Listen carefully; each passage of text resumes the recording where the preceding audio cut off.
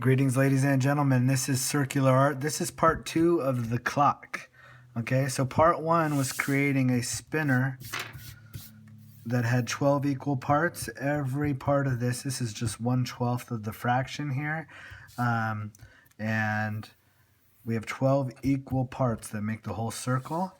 Okay, so to make the clock, the first thing that I'm gonna do is create another circle inside our main circle that's 3 inches, has a 3-inch radius. Okay, so I'm going to use this mark there. I'm going to go right to the inside of that mark there where the arrow is pointing to, and I'm going to create a circle that has a 3-inch radius.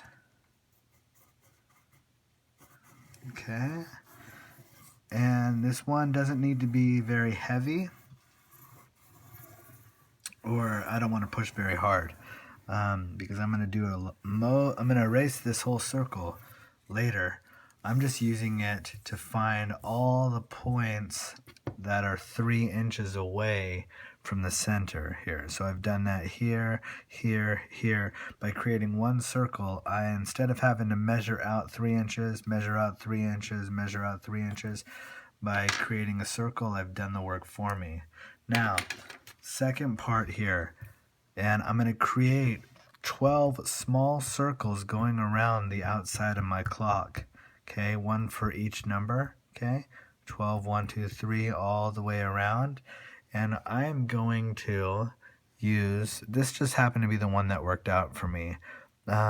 I don't even know what it is. It's probably about a 3/4 inch radius. But what I'm looking at is there's 2 sets of 4 dots. I'm going to use this one right here, and I'm going to come out to the last dot of the ones that are right in a row, 4 right in a row, and I'm going to put my pencil in that mark there. Okay, so I'm going to this spot, this spot, this spot, this spot, all the way around the circle. Hopefully with the finished versions we have, you'll be able to see it easily.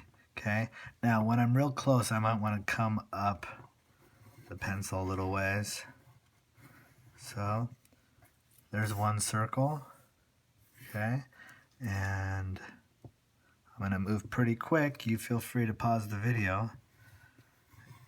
And I got another one. I just need to make sure I'm hitting that same exact spot on the circle. If for any reason you change spots, you might want to find a pattern. You might want larger circles and smaller circles. I wanted my circles all the same size. So I've got 3 down. I'm going to keep working through. I'm going to find that same center point. Okay, 4 down.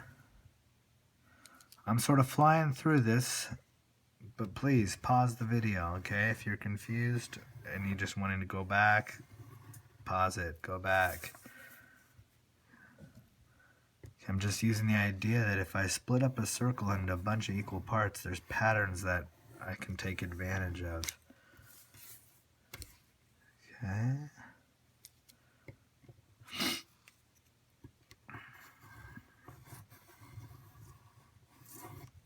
Got another one. Still going. I've got 6 down. I've got 7 down. I've got 5 to go.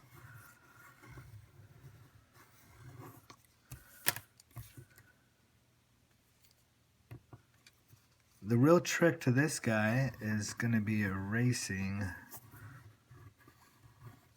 what I have when I'm done with it. All the extra lines that I have sitting on my paper once I get done with my circles.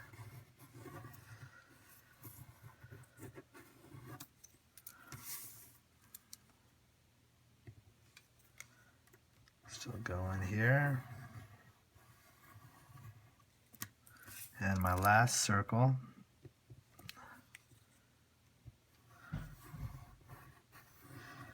Okay, and if I've done my measurements right, I should have these equally spaced out.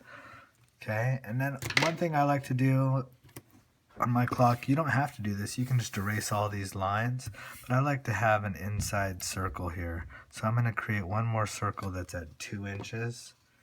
2-inch radius. There's my 2-inch radius. Zoom in if you need to.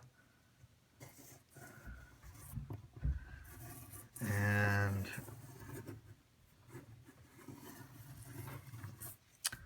okay, now looks like I got a big mess here, but what I'm going to do is start erasing from the inside out. I'm going to erase and erase.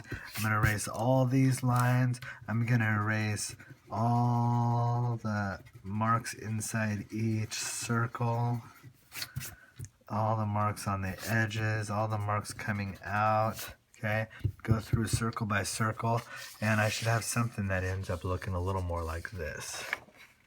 Okay, empty circles. I like to keep those lines, but I don't need to. Okay, I would erase that, erase everything in the middle, all the lines that are holding it together. Okay, so that's the idea. Now you'll see that there's a clock decorated up on the wall with numbers and everything, but this is the idea that you get to, and then you can take over from there. All right, good luck.